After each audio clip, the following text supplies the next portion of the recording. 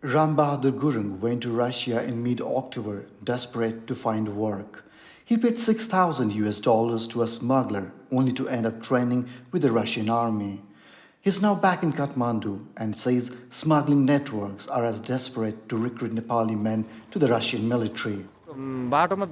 There are many smugglers on the way, at the airport as well. They say they have to pay the police to make the setting.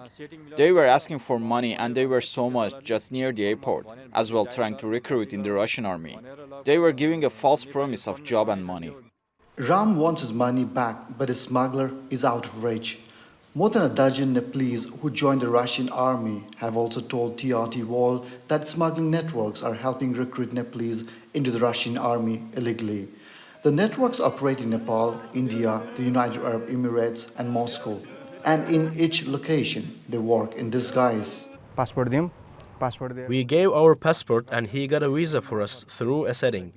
First he took 1 lakh rupees and we had to put it in his account. After the visa, he took 4 lakh rupees each. Nepali police have arrested 20 people as part of a crackdown on smugglers. But police say because of the lack of anti-smuggling laws in the country, the suspects are instead charged with fraud. We want to say not trafficking, it's like a smuggling, but we don't have that law to execute the people who are involved in this sort of crime. First of all, we need to have one special law to address this issue like human smuggling. Many Nepalese have paid up to 8,000 US dollars to smugglers for a better future, only to end up in the most gruesome conditions. Figures show more than 30 Nepalese have been killed in the Russia-Ukraine war. More than 120 others have been injured, while 270 Nepalese are missing. Family members have time and again met the government ministers to facilitate the return of Nepalese serving in the Russian army and to bring the bodies of the deceased back home. Rajneesh Bhandari, a Kathmandu-based politician and social campaigner, has been leading this campaign. She says the government's response is slow and ineffective. We feel that the government is not concerned about this and is not making this issue a priority.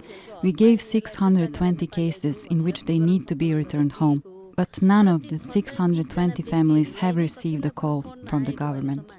But the government minister says they are trying their best.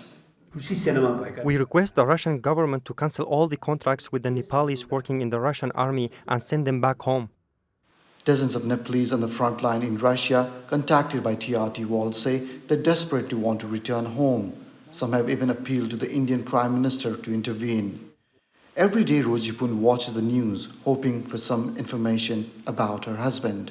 One of his friends who went together said he died, but his name is not on the list sent by the government.